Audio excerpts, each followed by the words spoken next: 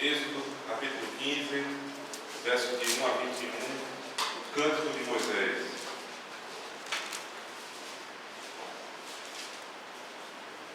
Então entoou Moisés e os filhos de Israel este cântico ao Senhor e disseram: Cantarei ao Senhor porque triunfou gloriosamente. Lançou no mar o cavalo e o seu cavaleiro. O Senhor é minha força e o meu cântico. Ele me foi por salvação. Este é o meu Deus, portanto eu o louvarei. Ele é o Deus de meu Pai, por isso eu exaltarei. O Senhor é homem de guerra, Senhor é o seu nome. Lançou no mar os carros de Faraó e o seu exército, e os seus capitães afogaram-se no mar vermelho. Os vagalhões os cobriram, desceram às profundezas como pedra. A tua destra, ó Senhor, é gloriosa em poder. A tua destra, ó Senhor, despedaça o inimigo. Na grandeza da tua excelência, derribas os que se levantam contra ti. Envias o teu furor que os consome como restolho.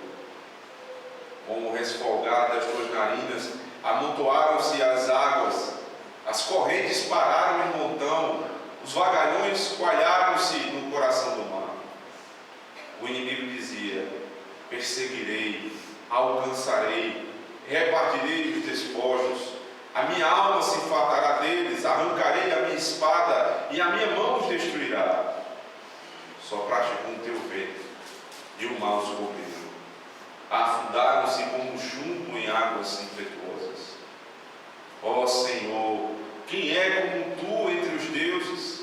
Quem é como tu, glorificado em santidade, terrível em feitos gloriosos, que operas maravilhas? Estendeste a destra e a terra os tragou. Com a tua beneficência guiaste o povo que salvaste, com a tua força o levaste à habitação da tua santidade. Os povos o ouviram, eles estremeceram, agonias apoderaram-se dos habitantes da Filístia. Ora, os príncipes de Edom se perturbam, dos poderosos de Moabe se apodera o temor, esmorecem todos os habitantes de Canaã. Sobre eles cai espanto e pavor. Pela grandeza do teu braço emudecem como pedra, até que se passe o teu povo, ó Senhor, até que passe o povo que adquiriste. Tu o introduzirás e o plantarás no monte da tua herança, no lugar que aparelhaste, ó Senhor, para a tua habitação, no santuário, ó Senhor, que as tuas mãos estabeleceram. O Senhor reinará por todo sempre, porque os cavalos de Faraó, com os seus carros e com os seus cavalarianos, entraram no mar, e o Senhor fez tornar sobre eles as águas do mar. Mas os filhos de Israel passaram a pé enxuto pelo meio do mar. A profetisa Miriam, irmã de Arão, tomou um tamborim, e todas as mulheres saíram atrás dela com tamborins e com danças. E Miriam lhes respondia: cantai ao Senhor, porque gloriosamente triunfou e precipitou no mar o cavalo e o seu cavaleiro. Deus abençoe a sua palavra. Vamos presença dele novamente em oração. O Senhor tem feito maravilhas, Senhor, na nossa vida. Tem nos guiado, tem nos livrado do mal, mas principalmente o Senhor tem conservado a obra que o Senhor começou.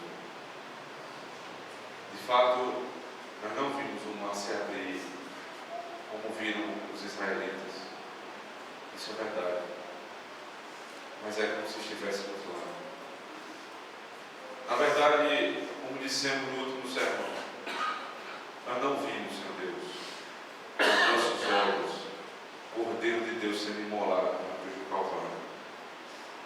Mas é como se estivéssemos lá. Portanto, nós queremos cantar como eles cantaram, se alegrar como eles se alegraram na tua salvação. Dá-nos, Senhor Deus, esse privilégio nessa manhã. Fala no nosso coração, Senhor. Cativa, Senhor Deus, a nossa alma a Ti, para que ouçamos a Tua voz. Usa-me para a Tua glória, apesar das minhas dificuldades e limitações, Senhor. Em nome do Teu Filho, é a nossa oração. Amém. Deus deixou no mundo caído alguns recursos que nos dão um sopro de alegria. Deus deixou alguns recursos nessa terra caída que nos trazem um quê de alegria, de júbilo, mesmo em meio a tantas dificuldades. E uma dessas alegrias que Deus nos deixou, sem sombra de dúvida, é a música. A beleza da composição musical. De onde vem a música? Qual é a origem da música? A música, ela é baseada numa lei divina. Porque não acho que as 7 notas que compõem qualquer música, elas surgiram do nada. Elas estavam desde a criação. Elas foram estabelecidas por Deus. Portanto, quem nos deu o privilégio da música foi o próprio Deus. É obra das suas mãos. Ele deu e Ele sustenta cada uma daquelas leis que se revelam por meio de notas musicais.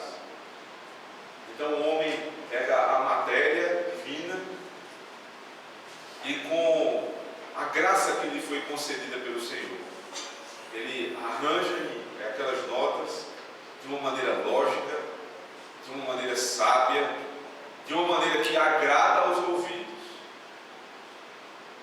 E o produto daquela obra exalta o Criador. Na verdade, toda música deveria ter esse objetivo. O objetivo da música é alegrar o coração humano, mas sem se esquecer do Criador. Porque não há absolutamente nada que eu faça na minha vida que não deva ter esse propósito: glorificar o nome do Senhor. Portanto, a música, assim como qualquer outro aspecto da vida cristã, ela precisa glorificar a Deus. E veja, não necessariamente a música tem que falar diretamente de Deus para que glorifique a Deus. Prova disso é o livro de Cantares, que está dentro do cânon bíblico, dentro da nossa Escritura. O grande hino de louvor, mas do louvor de um aspecto do nosso Deus. Deus é amor, por isso os homens amam e louvam o amor. Um amor que é belo, é de um homem e uma mulher. Ele é recíproco, a mulher ama também o seu futuro esposo. E aquele grande louvor não cita uma só vez o nome de Deus, mas está aqui na Escritura. É palavra de Deus, é um cântico, é o homem recebendo a matéria divina, estabelecendo uma lógica e louvando a Deus, mesmo que indiretamente. Portanto, irmãos, não quer dizer que a música tenha que falar de Deus para glorificar a Deus. Porque também é verdade que muitas músicas que falam de Deus, ao invés de glorificá-lo, blasfemam do Senhor, porque o conteúdo é contrário aos princípios da sua palavra, onde Ele mesmo se revela. O ato de fazer música pode ser um hábito, pode ser privilégio de alguns no seu tempo livre, e pode se constituir também uma profissão. Você pode ser músico e ser cristão. A palavra de Deus não tem dificuldade nenhuma com isso. Você pode ver, por exemplo, o que faz um comerciante crente, o que estabelece que um crente é comerciante naquele estabelecimento. É porque ele pega o seu comércio, enche de versículos nas paredes, coloca um hino gospel para tocar e recebe os clientes com a paz do Senhor. Isso é ser crente? Não. Ali você está está para trabalhar. Você vai glorificar a Deus com suas atitudes. Você vai louvar a Deus sendo honesto, cumprindo seus compromissos, pagando seus impostos, vendendo a preço justo, um produto de boa qualidade. Ora, se é assim, por que o músico não pode ser músico quando ele glorifica a Deus com o ato de compor, tocar e cantar? Se a música é de boa qualidade, ela glorifica a Deus. A música ela é tão presente na nossa vida, irmãos, que é quase impossível que você conheça alguém que não goste de pelo menos um estilo musical. Ela é tão completa, ela é tão universal, que ela abrange praticamente todos nós. Uma criança, ainda muito cedo, com pouco entendimento, sem compreender a letra, quando a música começa a tocar, aquela criança se anima. E você vê aqueles passos iniciais de uma criança. Sem ninguém ter ensinado a ela, ela começa a desenvolver, porque a música ela entra no coração. Nós temos geralmente uma música para o casal. Os casais, ao longo da sua vida de relacionamento, desenvolvem situações onde uma música pode marcar. Uma música que marcou o momento que você conheceu a sua esposa, ou uma música que marcou uma grande dificuldade na sua vida. Existem músicas também que marcam a perda de alguém que você gostava, e elas ficam na lembrança. A música, ela está também quando nós estamos alegres.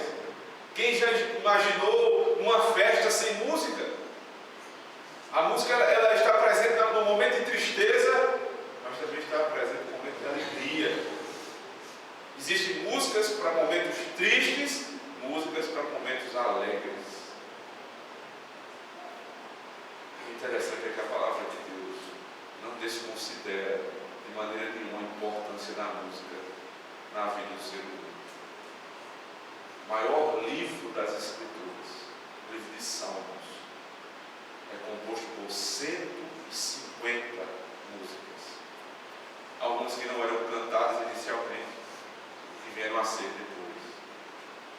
Elas têm o mesmo caráter daquilo que nós falamos agora há pouco.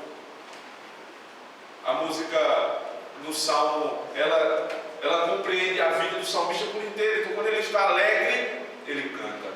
Quando ele está triste, ele canta. Quando ele clama a Deus, ele canta.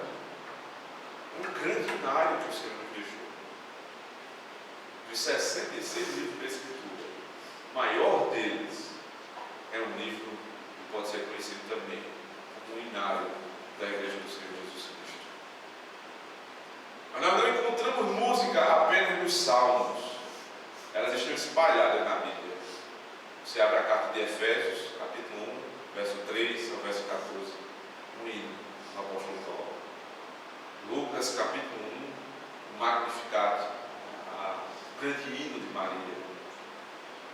Você abre Êxodo, capítulo 15, verso de 1 a 21, e você encontra o povo de Deus cantando ao Senhor. O povo que acabou de ver a salvação. Veja, o povo viu o mar se abrindo, viu a possibilidade de passar da morte para a vida a pés enxutos. E quando olhou para trás, percebeu o juízo de Deus exterminando o exército do faraó. O que fazer depois de tão grande vitória? A discurso nenhum. Veja, discurso que em certas oportunidades é muito conveniente, nesse momento não era. Para celebrar, para se alegrar, o povo de Deus tinha outro recurso. Eles cantaram. Quando era necessário exortar, orientar, pregar, o discurso sempre foi usado. pelos feitos do Senhor. O povo de Deus canta. O povo de Deus sempre cantou pelos grandes livramentos do Senhor. Não só aqui em Êxodo, não só nos textos que eu falei, mas eu queria que você acompanhasse comigo. Na história da revelação, como Deus nos ensina a cantar. Primeiro, no livro de Juízes capítulo 5.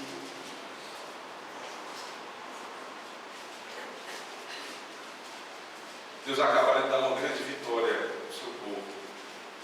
Débora e Baraque estão diante do livramento do Senhor. O que esse povo vai fazer agora? Capítulo 5, verso 1. Naquele dia cantaram Débora e Baraque, filho de Abinoão, dizendo: desde que os chefes se opuseram à frente de Israel, e o povo se ofereceu voluntariamente, bendizei ao Senhor.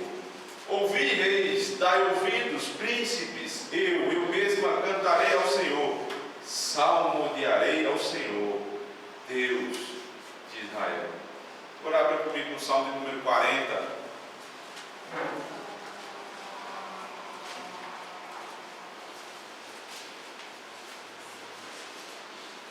O salmista, com o coração aflito, clamou ao Senhor, na certeza que ia ser respondido. Veja, esperei confiantemente pelo Senhor. Ele se inclinou para mim e me ouviu quando eu clamei por socorro. Tirou-me de um poço de perdição, de um tremedal de lama, colocou os pés sobre uma rocha e me firmou os passos, e me pôs nos lábios um novo cântico, um hino de louvor ao nosso Deus. Muitos verão essas coisas, temerão e confiarão no Senhor. Ainda no livro de Salmos, Salmo de número 95.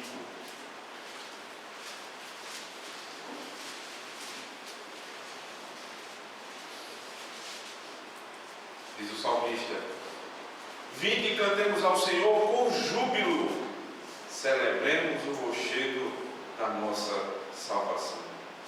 Cantemos ao Senhor com júbilo. Salmo de número 100. Celebrai com júbilo ao Senhor todas as terras. Servi ao Senhor com alegria. Apresentai-vos diante dele com cântico. Como eu vou me apresentar diante do Deus que me salvou? Eu não vou simplesmente ficar calado. Eu não posso ficar calado. Eu preciso adorar a Deus. Qual é a melhor forma de exaltar o Senhor? Cantando. Cantando as maravilhas que o Senhor fez. Mas essa teologia não é própria apenas do Antigo Testamento. O Novo Testamento também nos ensina isso. Abra comigo no livro de Lucas, Evangelho de Lucas, capítulo 1.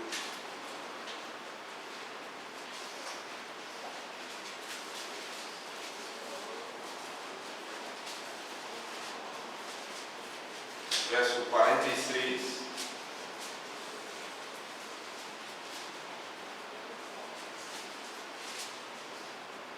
Então disse Maria: a minha alma engrandece ao Senhor, e o meu espírito se alegrou em Deus, meu Salvador, porque contemplou na humildade da sua serva.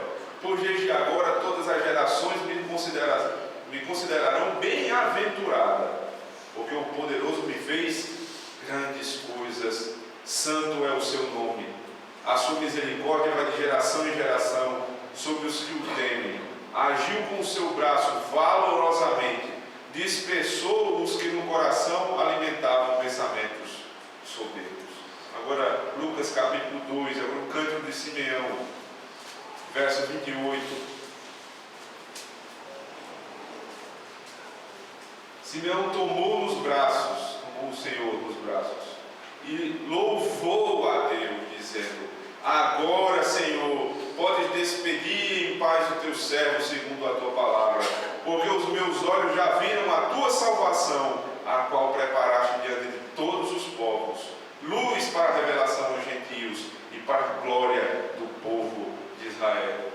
Quando Simeão tomou aquele menino em suas mãos, ele não podia fazer outra coisa senão exatamente aquilo que Moisés Moisés fez, Miriam fez, o que fizeram também os salmistas. Eu estou dentro da salvação. Deus me salvou. O que eu vou fazer? Eu canto. Eu louvo a Deus. Eu olho para a salvação e digo, grandes coisas fez o Senhor. Por isso, nós estamos alegres.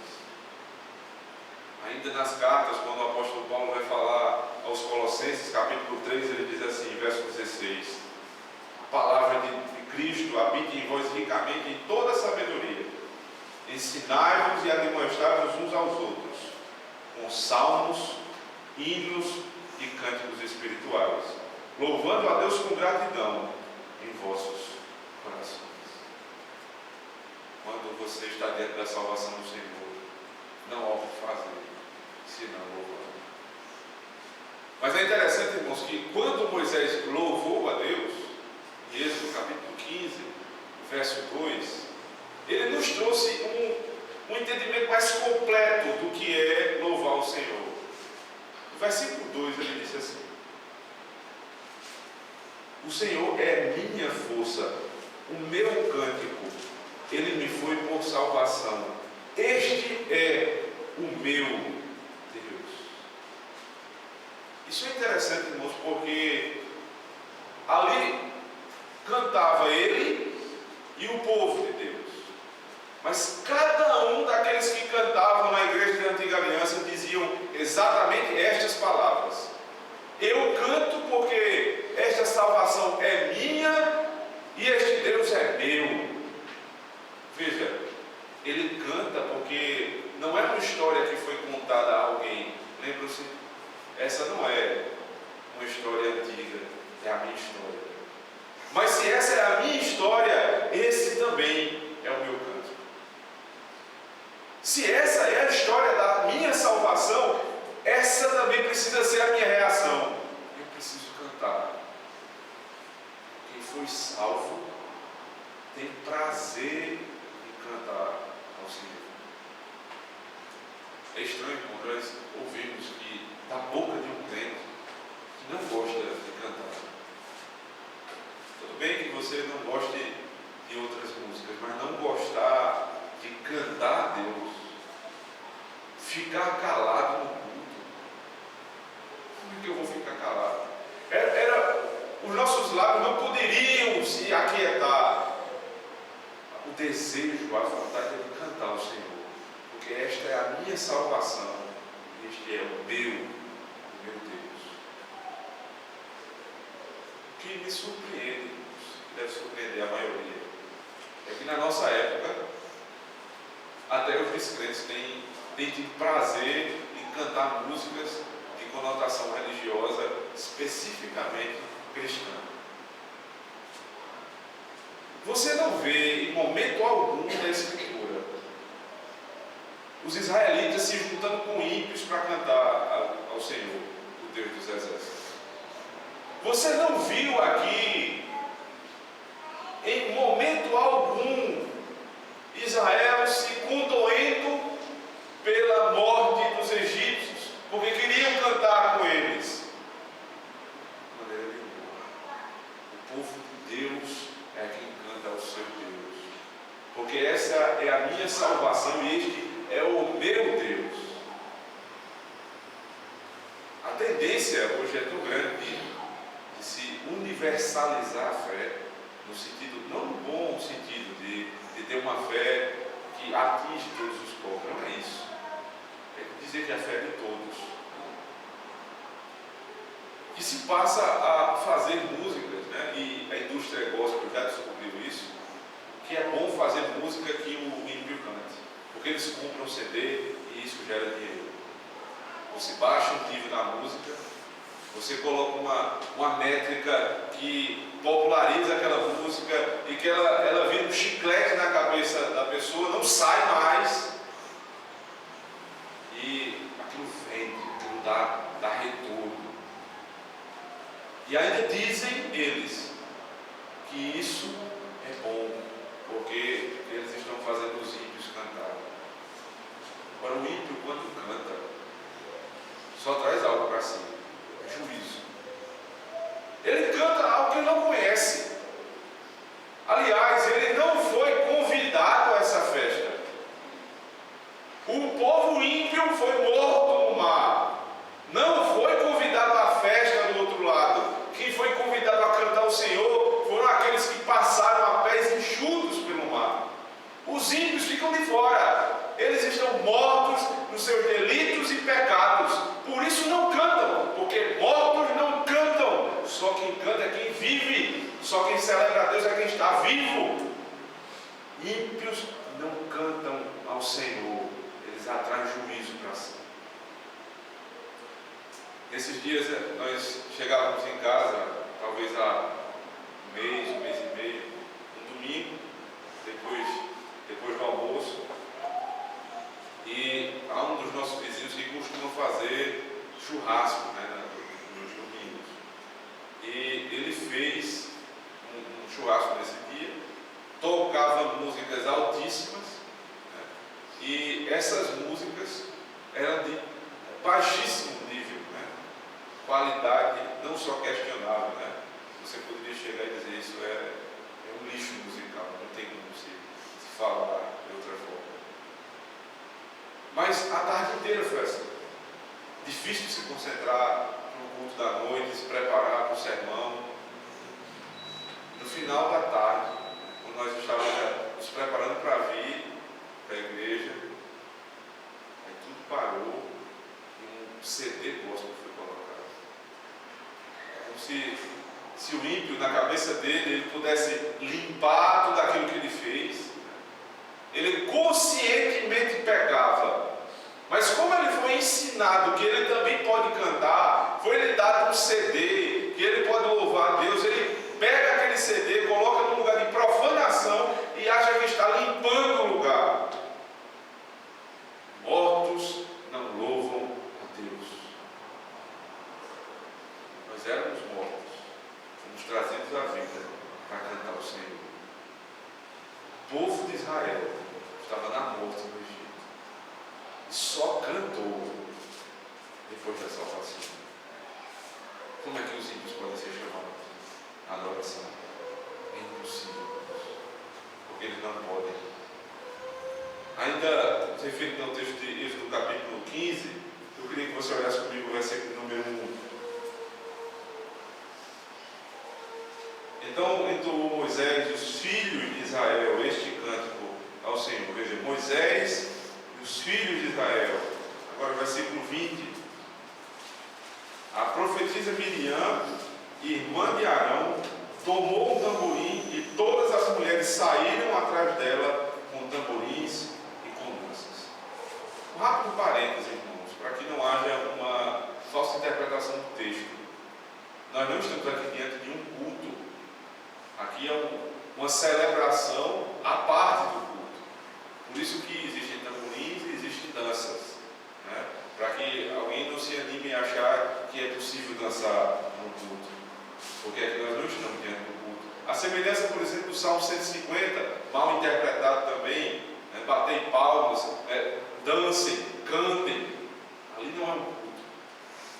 No culto, ninguém poderia fazer essas coisas, mas aqui é uma celebração ao Senhor. Quem estava presente nessa celebração?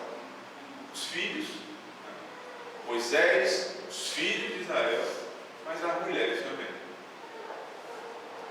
Aí, irmãos, uma nova perspectiva da celebração, da maneira com que o povo se une para a adoração, ela se abre, diferente do que vem sendo propagado em nossos dias. A celebração da salvação, ela não pode ser separada. Você não pode, por exemplo, fazer um culto dos jovens, um culto da criança, um culto dos adultos e um culto dos velhos.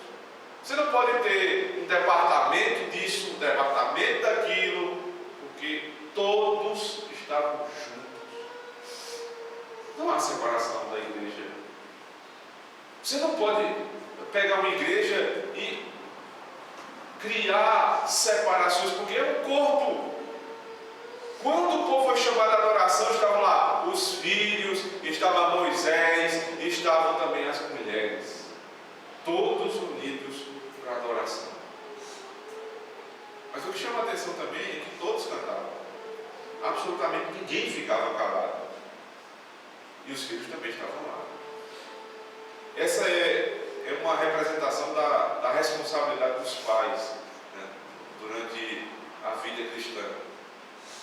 De fato, é extremamente necessário que os pais tenham cuidado, zelo pelas devocionais em casa, pela vida de oração, pela vida de leitura da Escritura.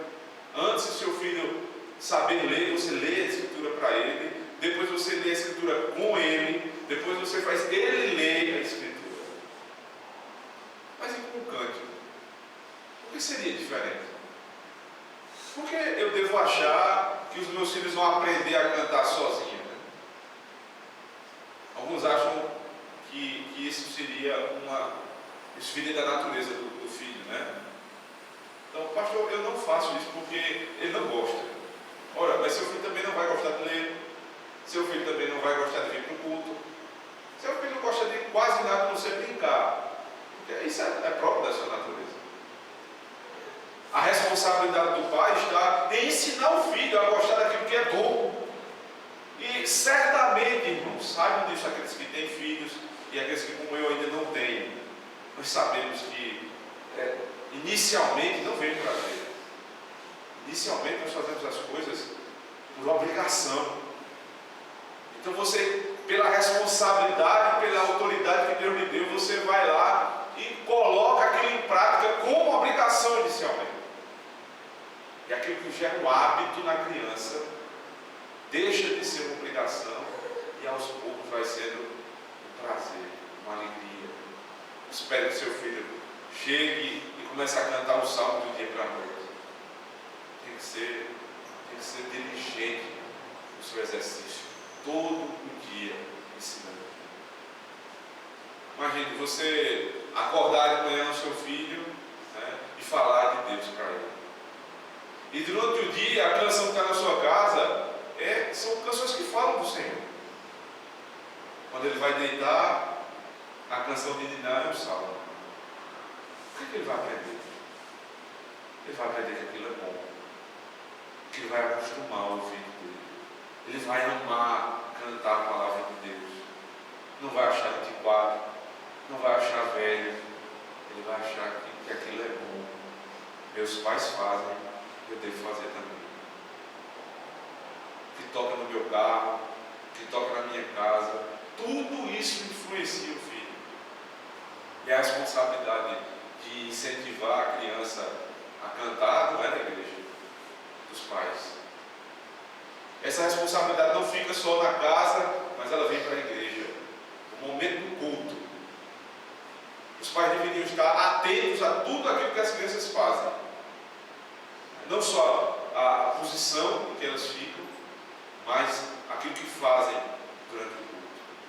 Se estão prestando atenção na oração, se estão atentas à pregação da palavra, mas não só isso, se cantam. Se eles estão cantando, você precisa verificar isso. Tivemos a oportunidade de ter aqui na igreja, em agosto do ano passado, a família do pastor Doug, né? Hoje são 7 filhos. Só o que não canta ainda é o bebezinho. Mas no culto, todos estão cantando. Todos. Ele verifica, a esposa ajuda, todos cobram. Tem que cantar. Depois ele vai ter prazer nisso, mas no começo, por obrigação. Você tem a obrigação de ensinar seu filho como saber adorar. Mas não é só cantar. O problema é cantar o quê? Que tipo de cântico você vai ensinar aos seus filhos? E que tipo de cântico você vai cantar? O conteúdo é importante. Não é só a forma, não é só a melodia, mas principalmente o conteúdo. Veja como é que é o conteúdo do cântico de Moisés. Acompanhe comigo, verso 1 novamente. Então entoou Moisés e os filhos de Israel este cântico ao Senhor. Veja, o cântico não é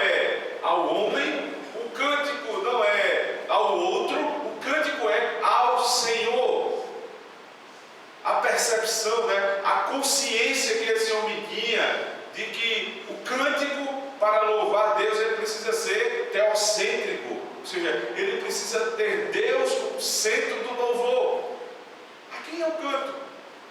A quem eu me dirijo para louvar? É a Deus? Então eu vou fazer menção do nome dele com sabedoria, eu vou exaltar o que ele fez, eu vou falar com entendimento. As músicas hoje são cada vez mais horizontais.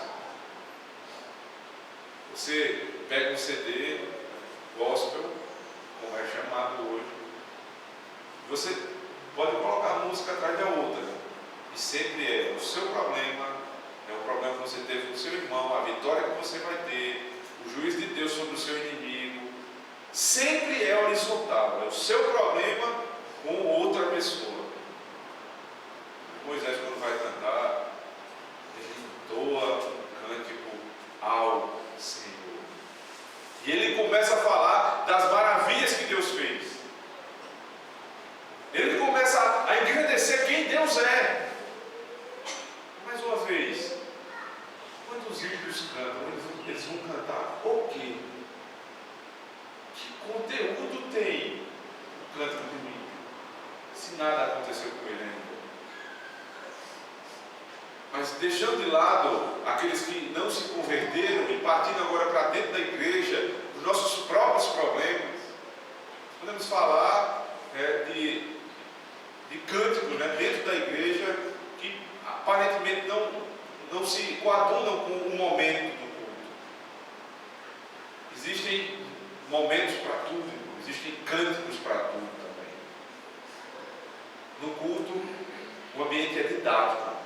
Você é trazido para cá para adorar, mas para aprender.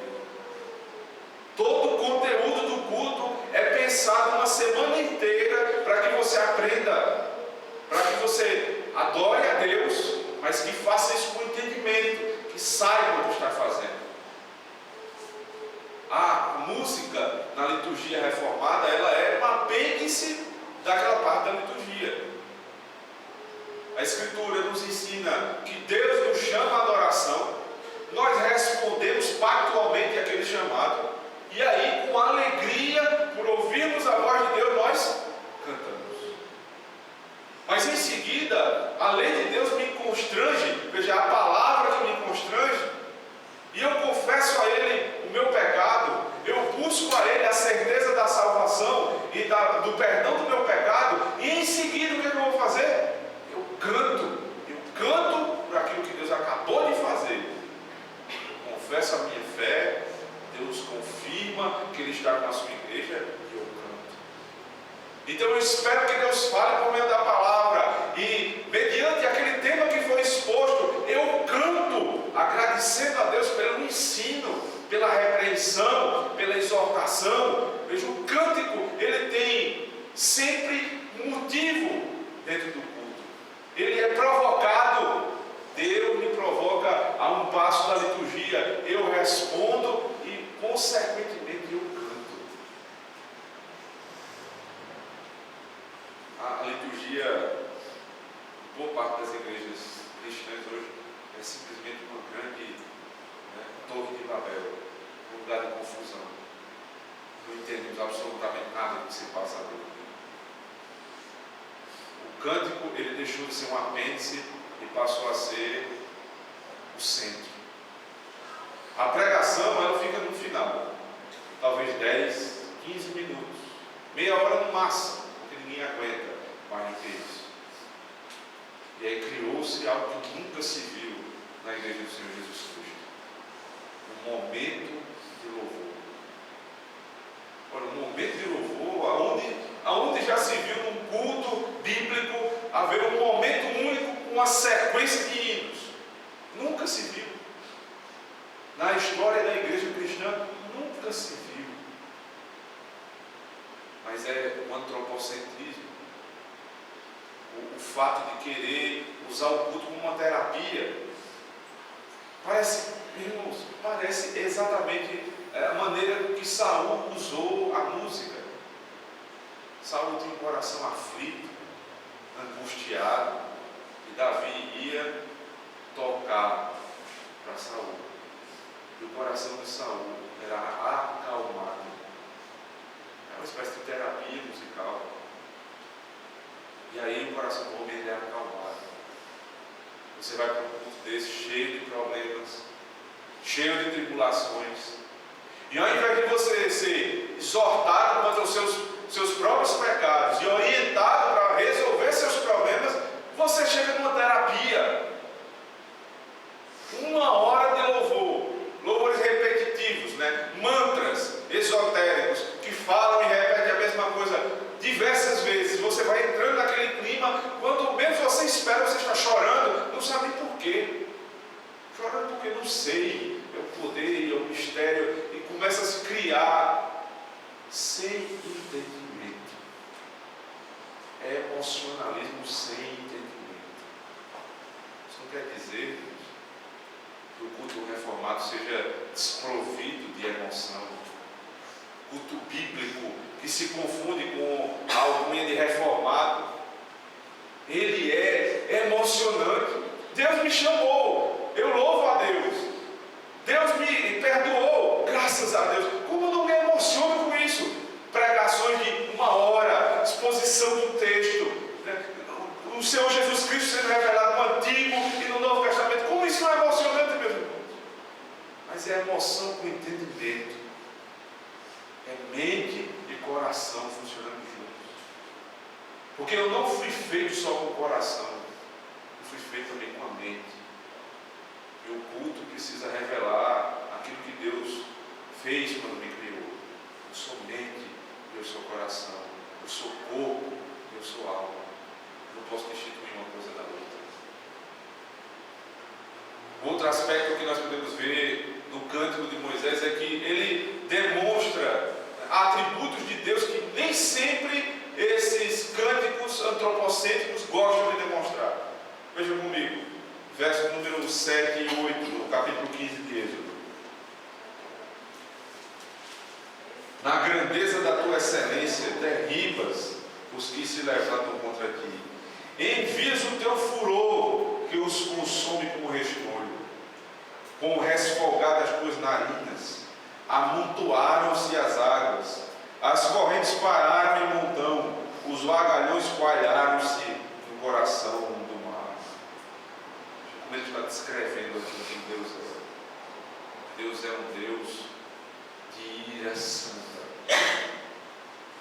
Como é que eu vou louvar a morte de um exército? Senhor, foi o Senhor que fez, o Senhor é majestoso, o Senhor tem ira santa, o Senhor julga o ímpio e o Senhor salva o que foi justificado. O Senhor, ele começa a descrever a imagem de Deus, Veja, aqui no verso número 8, com resfolgar das suas narinas. É como Deus estivesse bufando de raiva. Deus estava irado contra aquele povo. E a ira de Deus se manifestou com o mar se fechando. E se amontoaram os exércitos de Faraó. E aquilo foi motivo de louvor do povo. Que Deus é louvado hoje. Deus que não faz nada comigo. Deus que chama o ímpio para adorar.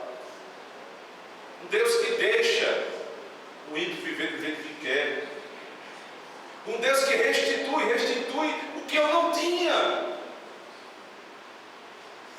Que Deus é esse? O conteúdo do culto é teocêntrico. O conteúdo do culto e do cântico, aliás, ele é teocêntrico, mas não só teocêntrico, ele revela os atributos de Deus. Até aqueles que nós às vezes não conseguimos perceber e entender com tanta clareza. A ira de Deus. Mas ele não só é Deus irado, ele também é o nosso Salvador. Veja, versículo 11. Ó Senhor, quem é como tu entre os deuses? Quem é como tu glorificado em santidade, terrível em feitos gloriosos, que operas maravilhas? Verso 13. Com a tua beneficência guiaste o povo que salvaste, com a tua força o levaste à habitação da tua santidade. Verso número 16. Sobre eles cai espanto e pavor, pela grandeza do teu braço emudecem como pedra, até que se passe o teu povo, ó Senhor, até que passe o povo que adquiriste. Veja, verso 13, o povo que salvaste. Verso 16, o povo que adquiriste. Como é que se dá a salvação do Senhor?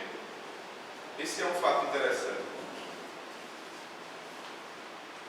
Aqui você não consegue perceber no Êxodo um pagamento, né? Onde foi que Deus pagou?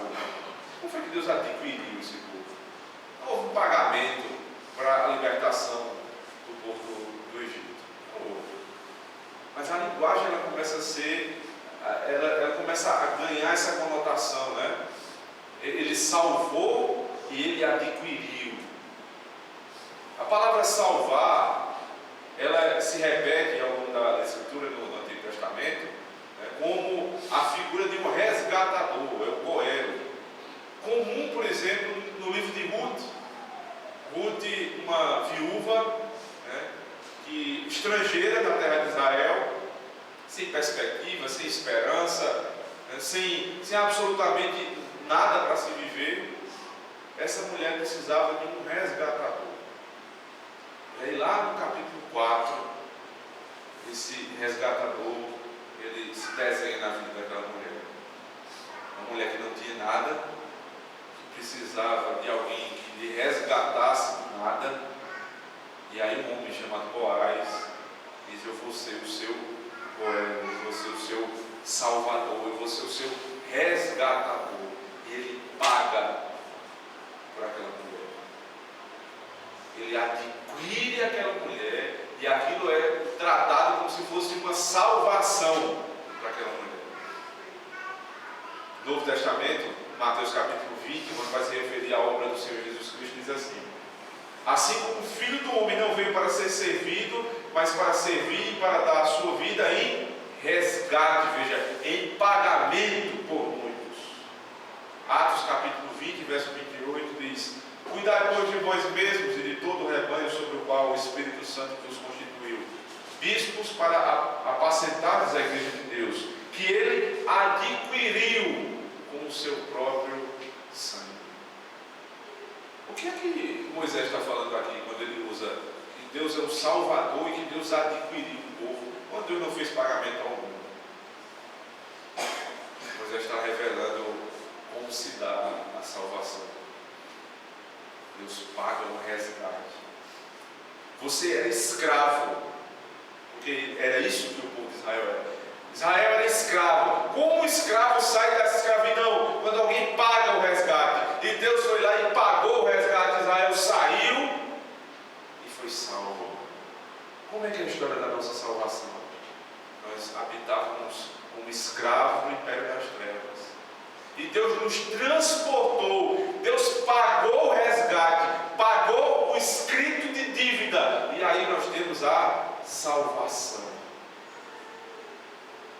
O conteúdo do cântico também fala sobre salvação.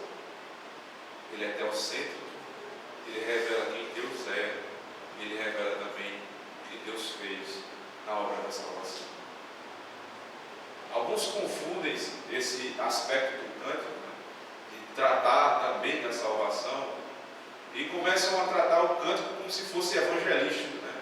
Então, alguns cantores do mundo evangélico começam a dizer: eu vou para tal lugar evangelizar. Você pergunta o que ele vai fazer especificamente, ele diz que vai cantar. Ora, mas o cântico não tem caráter evangelístico. A evangelização, a fé vem pelo ouvir a palavra, a pregação da palavra. Romanos, capítulo número 3. Qual é a função do cântico, então, quando ele revela a história da salvação? Irmãos, a música, ela tem um poder, né, sui generis, né? Ela fixa na nossa cabeça algo que foi aprendido. Por isso que a repetição de uma música, cada vez que você repete aquilo ali, aquilo vai ficando entranhado no seu coração, e até coisas que você não parou para pensar, quando menos espera, você canta sem pensar naquilo que está cantando, e canta porque aquilo foi fixado na sua mente. Quando isso é uma coisa ruim, fixa.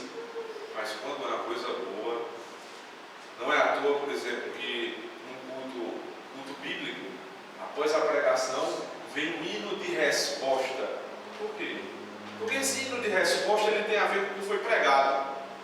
Então eu prego uma doutrina, prego um ensinamento bíblico, e para fixar aquilo no meu coração, para dizer que eu creio, mas não só isso, para que aquilo entre, fique gravado no meu coração, eu canto. A música tem esse caráter. Ela me ensina quem Deus é, o que Deus fez, mas ela fixa no meu coração com muito mais vivacidade do que a própria pregação. A pregação tem a sua importância de evangelizar, de expor, de ensinar a verdade. E aquela verdade que foi exposta, ela é duplamente confirmada pelo sacramento, pelo canto.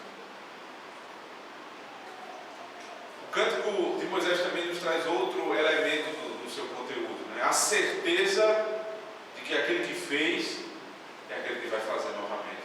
Veja, esse último aspecto do verso 17. Tu o introduzirás e o plantarás no monte da tua herança, no lugar que aparelhaste ao Senhor para a tua habitação. No santuário ao Senhor que as tuas mãos estabeleceram, o Senhor reinará por todo o sempre. Verso 17 diz assim: tu o introduzirás e o plantarás no monte da tua herança.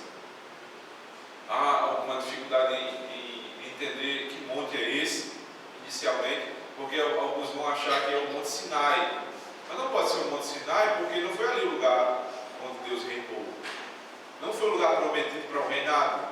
Então nós só poderíamos identificar esse monte não como sendo o Monte Sinai, mas o monte de Jerusalém, o Monte Sião, um monte onde tudo vai acontecer, onde o reinado vai se estabelecer.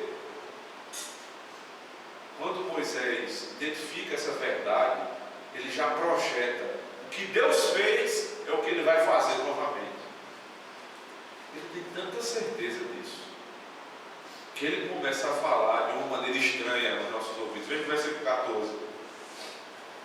Ora, os príncipes de Edom se perturbam, os poderosos de Moabe se apodera temor, esmorecem todos os habitantes de Canaã, sobre eles cai espanto e pavor pela grandeza do teu braço, emudecem como pedra. Moisés começou a falar no passado, que pessoas estavam se perturbando, haviam se perturbado, o povo de Edom, o povo de Moabe e o povo de Canaã. O povo se perturbou por aquilo que Deus tinha feito no Mar Vermelho.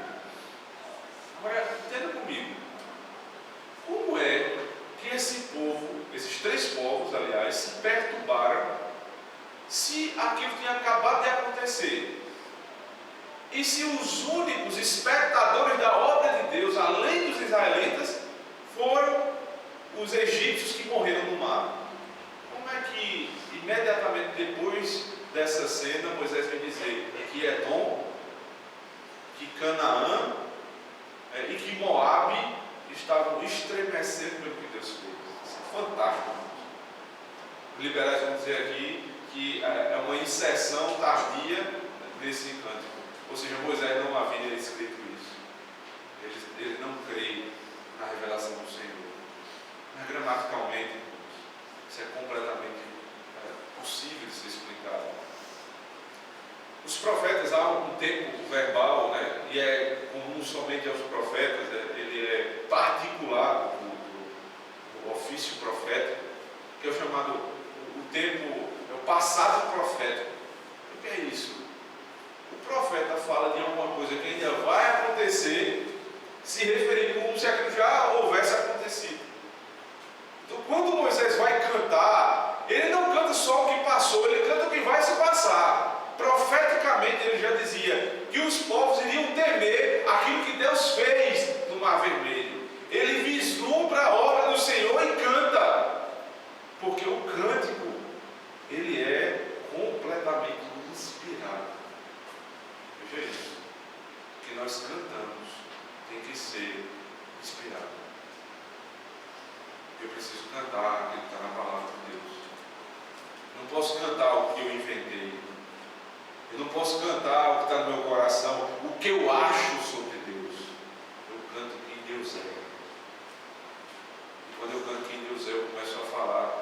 das promessas de Deus.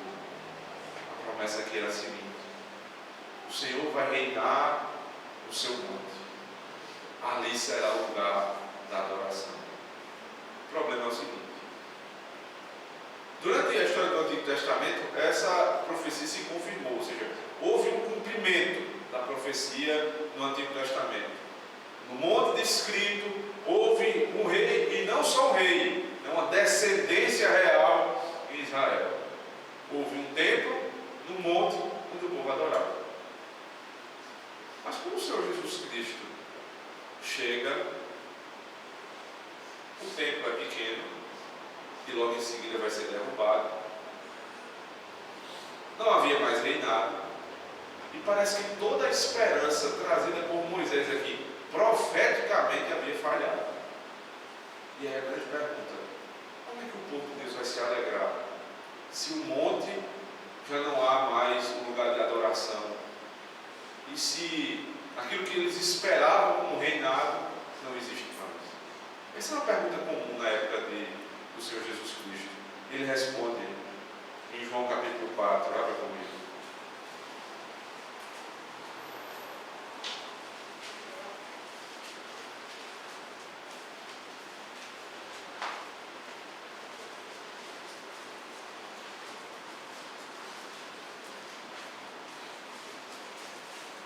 João capítulo número 4,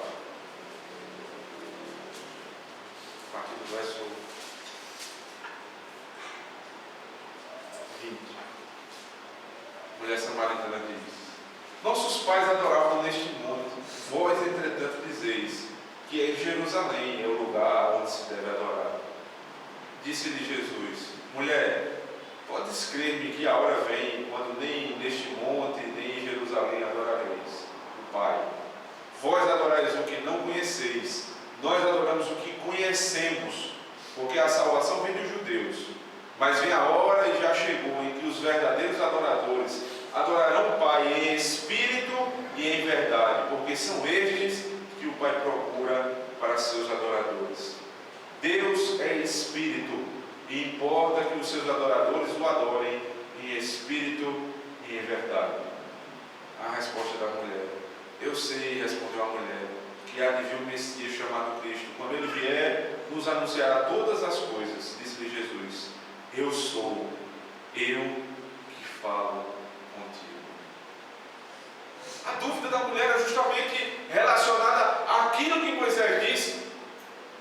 A mulher samaritana, logicamente, morava em Samaria, onde a Bíblia dos samaritanos era de Gênesis a Deuteronômio. O Messias que eles aguardavam era conhecido como profeta. Por isso que ela diz: veja que tu és profeta. E o lugar de adoração era o Monte Gerizim, e não o monte em Jerusalém. A pergunta dela é: como é que eu vou adorar? Porque os judeus dizem que é lá, nós dizemos que é aqui. E onde nós vamos adorar? Porque não há mais reinado, não há mais nada. Aquilo que nós esperávamos não se confirmou, Senhor. Diz: a sombra se foi. O cântico, a adoração, o louvor, o culto, não tem mais um lugar fixo e determinado. Tudo aquilo era sombra do que viria. É chegada a hora em que os adoradores louvarão, cantarão ao Pai em espírito e em verdade. É por isso que nós podemos nos reunir aqui, num hotel, numa garagem, numa casa, porque não há mais um monte específico onde nós vamos subir para orar, um lugar alto onde eu vou subir para entregar as causas da igreja ou adorar o Senhor. Os verdadeiros adoradores adoram como o Pai é. Como o Pai é? O Pai é espírito, o Pai é verdade. Então eu vou adorar como Ele é, em espírito e em verdade. O cântico da nossa salvação é o cântico também da consumação. Moisés cantou quando viu o mar se abrir, se fechando sobre o exército. O povo de Deus cantou no primeiro século na igreja. E há uma promessa de um cântico final em Apocalipse capítulo número 15. Abra comigo.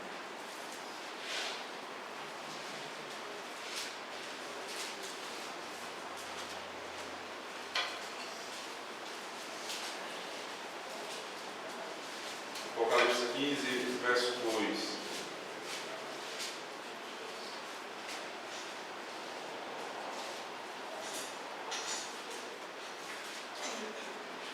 Vi como que um mar de vidro, mesclado de fogo, e os vencedores da besta, da sua imagem e do número do seu nome, e se achavam em pé no mar de vidro, tendo harpas de Deus, e entoavam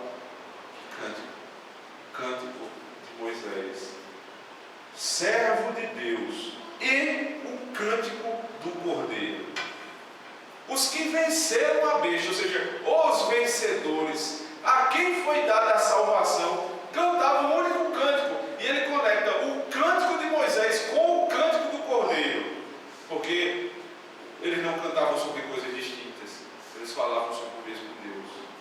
Que cântico é esse? Verso de número 3. Grandes e admiráveis são as tuas obras, Senhor Deus Todo-Poderoso. Justos e verdadeiros são os teus caminhos, ó Rei das nações.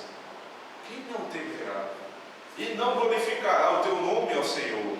Pois só tu és santo. Por isso todas as nações virão e adorarão diante de ti, porque os teus atos de justiça se fizeram manifestos.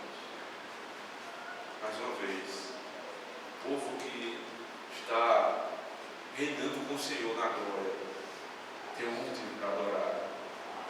Pelo que os santos do céu adoram?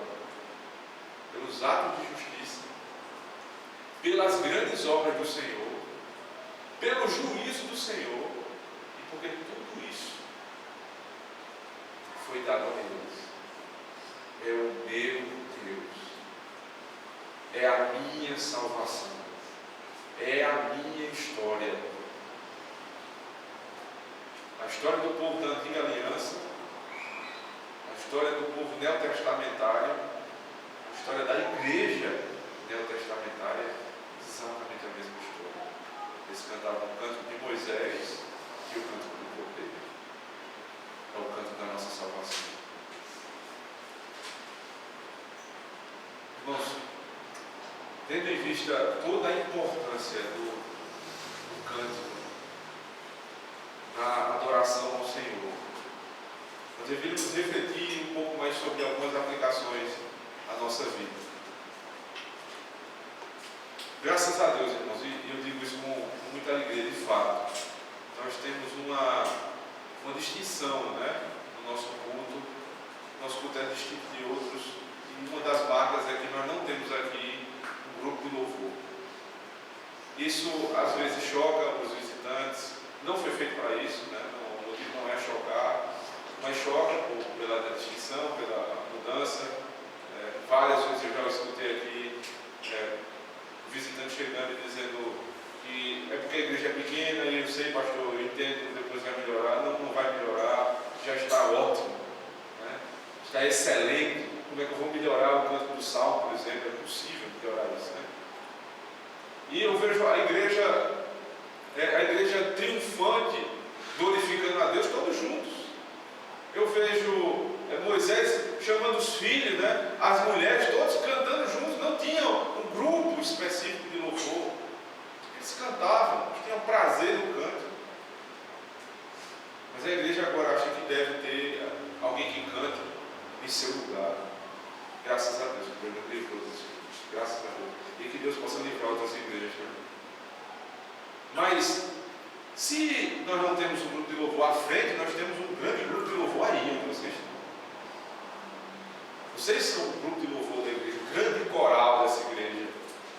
É o povo de Deus adorando ao Senhor, com um único intermediário que não é o grupo de louvor, é o Senhor Jesus Cristo. Agora, se você ficar calado, quem vai cantar? Eu vejo, durante a semana, uns shows que estavam acontecendo no Rio, né, as reportagens sobre aquilo ali. 42 graus ontem no Rio de Janeiro. 3 horas da tarde, 2 horas da tarde. E as pessoas lá cantando, pulando, o repórter achando a coisa mais linda. Mas o povo de Deus, no ar-condicionado, na sombra, fica calado. Eles cantam ao vazio, muitas músicas ímpias, um ambiente profano, só cantando lá com toda alegria. E o povo de Deus, quando está diante da salvação do Senhor, às vezes fica calado. Esse é um tópico, irmãos, que deveria ser resolvido de uma vez por todas em nosso meio. Você precisa cantar o Senhor, não é por uma obrigação, agora é por alegria. O Senhor lhe salvou. Você está diante da palavra de Deus, ela acabou de ser pregada, você vai ficar calado? Meu lábio não pode ficar calado. Eu não consigo. Eu preciso cantar. Eu vou cantar os salmos ao Senhor. Na minha casa, quem vai cantar é aquilo que glorifica ao Senhor. Nem que não seja sempre com um salmo e um hino, mas tudo que entra na minha casa é para glorificar a Deus. E aí, irmãos, é bom ter cuidado, inclusive, nisso, né? Nós temos liberdade, essa liberdade boa que a Escritura nos deu, né, de cantar algo que não se refere diretamente ao nome do Senhor e mesmo assim o glorifica. Mas dentro dessa liberdade, se você não tiver cuidado, você vai partir para a libertinagem. E aí você vai dar vazão a todo tipo de música entrar na sua casa, entrar no seu ouvido, tomar conta do seu coração. Aquele aspecto da música de fixar no seu coração, não é só coisa boa, fixa também no ruim. Não fixa só na sua mente, fixa nos seus filhos, na sua esposa. Os homens têm que ter mais cuidado ainda, né? O que é que se toca na minha casa? O que é que se ouve no ouvido, né? Nos celulares dos meus filhos? O que é que está lá? Que música está lá? Que cantor está cantando lá? Que tipo de influência vai ter sobre o meu filho? Porque se não for boa, ele está proibido. E se não for boa para o meu ouvido, eu também não vou escutar. O contrário disso é a proibição completa que ninguém quer. Porque é assim que fazem, né, em algumas igrejas. Se proíbe completamente tudo, porque diz que tudo é de Satanás. O povo de Deus precisa aprender a ter discernimento. Saber o que é bom e o que é ruim. E escolher o bom. Sem imposição. Agora, por fim, se alguém se atreve a cantar o Senhor, a entoar um só verso, sem a mediação de Cristo. Se você um dia já incentivou um ímpio, alguém que não crê no Senhor, a cantar, não faça isso mais. Você está conduzindo aquela pessoa a uma vida de engano. Você está fazendo com que ela caia cada vez mais. Se você não conhece o Senhor e canta, você está trazendo juízo sobre si. Lembre-se, só quem canta é quem viu a salvação. Essa salvação foi dada a você. Se Deus é o seu Deus, não segue os seus lábios. Abra sua boca e canta com toda a alegria, com toda a força dos seus pulmões ao Senhor. Que Deus nos abençoe. Convido a igreja a ficar em pé. Vamos orar no nosso Deus. Queria convidar o presbítero Luciano para fazer essa oração final.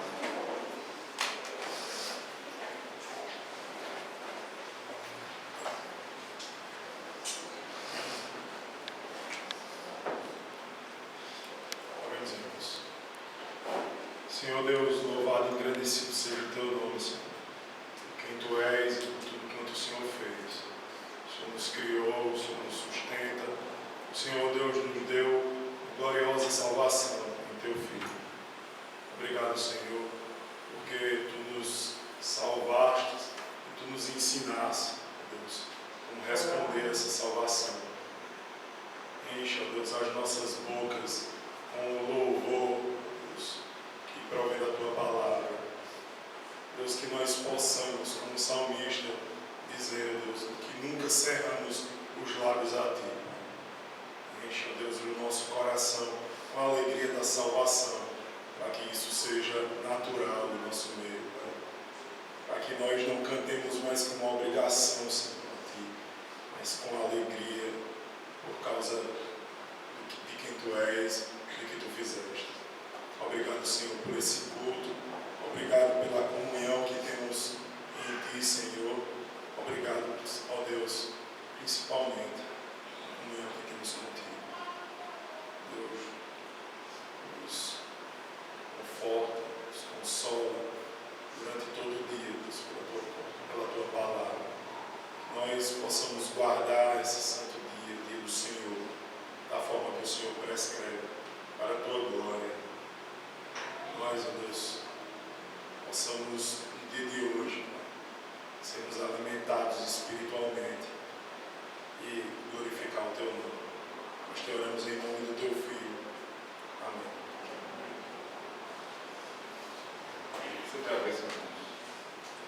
a graça do nosso Senhor e Salvador Jesus Cristo, o grande amor de Deus, o nosso eterno e bondoso Pai, o poder e as doces consolações do Espírito Santo estejam sobre vós, povo de Deus, hoje e sempre.